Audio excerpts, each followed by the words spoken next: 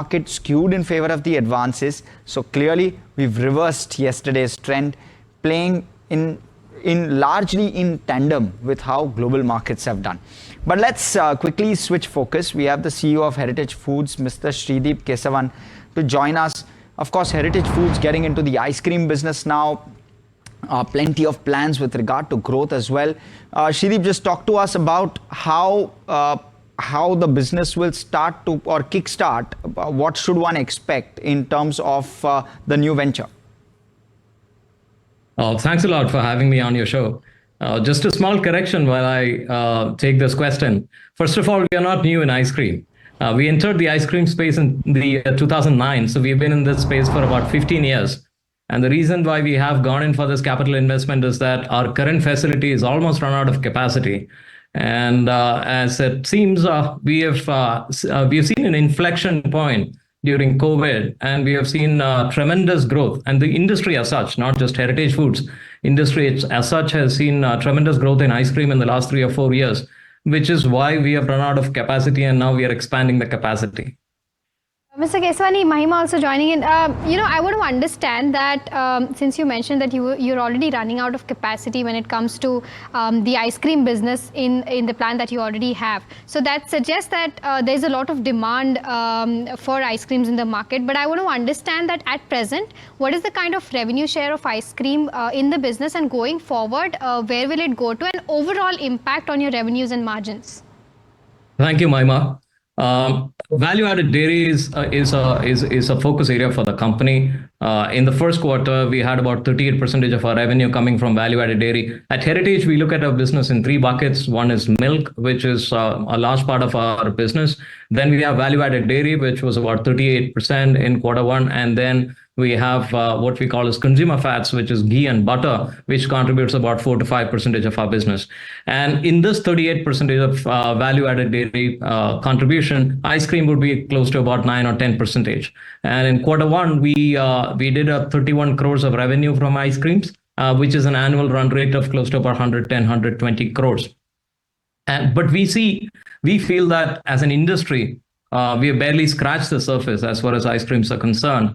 In our country, impulse category retail penetration is close to about 3.5 to 4 million outlets, whereas ice cream penetration is hardly in 3.5 to 4 lakh outlets, which is just barely 10% of the retail impulse space that has been penetrated by ice creams. The headroom to grow is tremendous. Secondly, we also have seen in advanced countries, developed countries, as well as developing countries who are slightly ahead of the game compared to India, the moment the per capita income crosses $2,500, that's when consumers' discretionary spends increase. And impulse categories like ice creams will see tremendous growth. The new capacity allows us to grow our revenue from the current 110, 120 annual run revenue rate to close to about 650 to 700 crores. That's the kind of headroom we think we'll be able to explode in the next 5 to 6 years. Right. Mr. Keswan, how quickly does this come on stream? So we have already kickstarted the project. I think the next 15 months, we should be able to commission the plant. We are looking at Q3 of 2025. You could say the months of October and November is when we will have this new line running. Pretty much all of that capacity will come on stream at once. So the full 650 odd crore so maybe the incremental 500 odd crore will come straight up at one go. No, of course. See, the business cannot jump from 120 crores to 500 crores in a year. Right, exactly. We are expecting the capacity to be fully utilized over the next 4 or 5 years' time. That is when the capacity or the business would mature. At least the phase 1, as we see of this particular business, would mature in 4 to 5 years.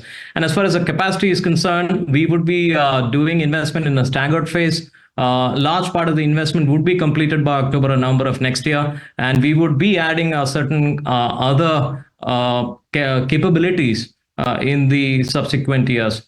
We also expect that the line will be able to manufacture several new products or innovations which we are not able to do in our current line.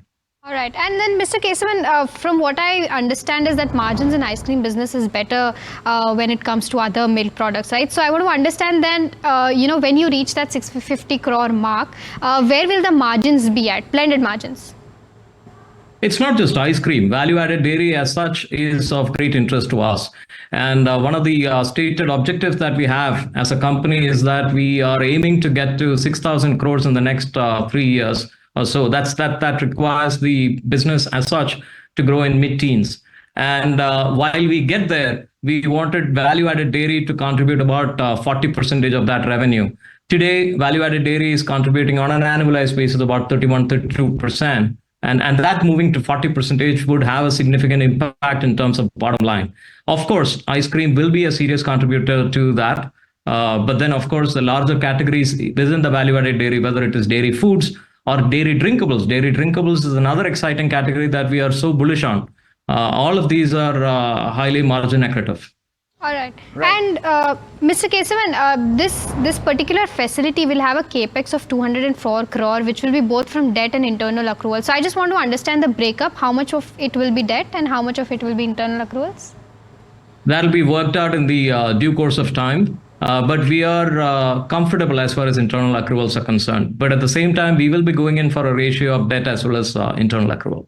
Yeah, I want to stick to margins, Mr. Kesavan. So around 650 odd crore in terms of ice cream, 40% of 6,000 crore, roughly 2,500 odd crore in terms of value-added product.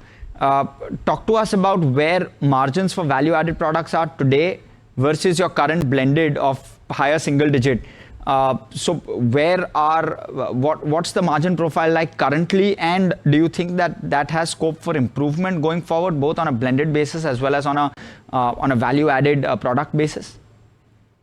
It's a pretty loaded question. There are so many facets to it. Let me just unpack it and address it one by one.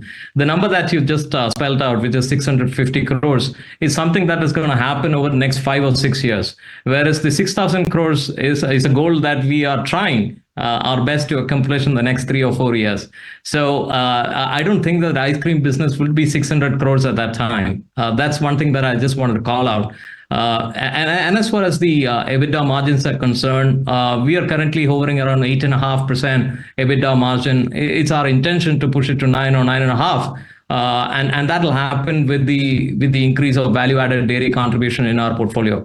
And value-added dairy, essentially on an average, contributes about 3 to 4% EBITDA higher than milk. But one should remember that we are in a business, the dairying is always known for its cyclicity, and a large part of our cost is actually the raw material cost, which is driven by the raw milk prices. So there will be a little bit of a cyclicity on a comparable basis. I think that we'll be able to expand the margin, but that all depends on the base price of milk at any point in time. All right. Mr. Kesavan, I also want to understand with respect to your subsidiary, which is Heritage Nutrivet Limited, because it did very well in Q1. So I want to understand that how are you planning to scale that up and what's the strategy going ahead?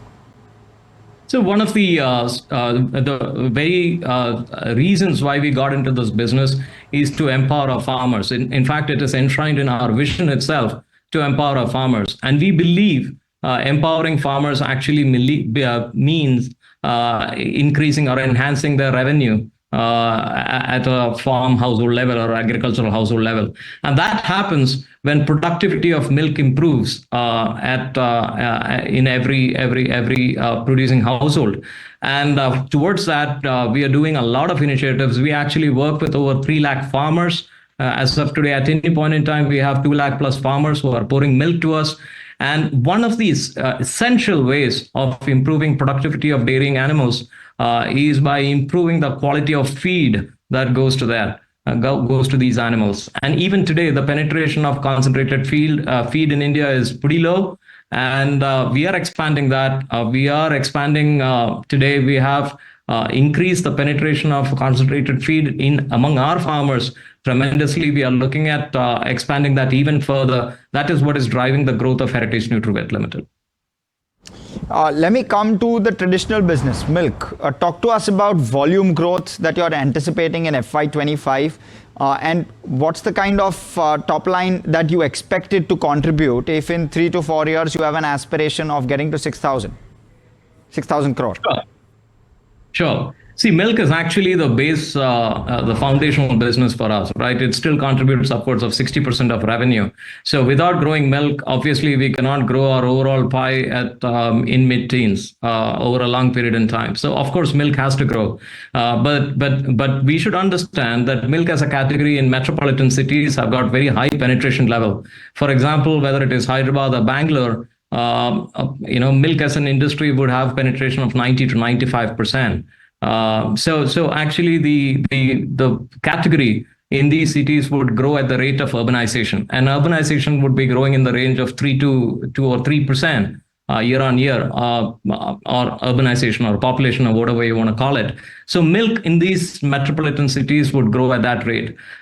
So for us, we are expanding our horizon beyond the metropolitan cities. We are going into tier 1 and tier 2. These are cities where milk penetration is still only in the mid 50s or at best 60%. We see tremendous potential in driving growth in these tier 1, tier 2 cities. And that is what is helping us grow our milk volumes better. In Q1, we grew our milk volumes by about 4.6%. We are working hard to take this number up higher to around 6 to 7%. So that's what we are working towards, and you will see the steady progress as the company goes forward. All right, Mr. Kesavan. Well, thank you so much for giving us those insights on heritage food. Lovely chatting with you, and thank you so much for taking your time and speaking with us at NDTV Profit. Pleasure is mine. Thank you very much. Well, one FMCG company to another.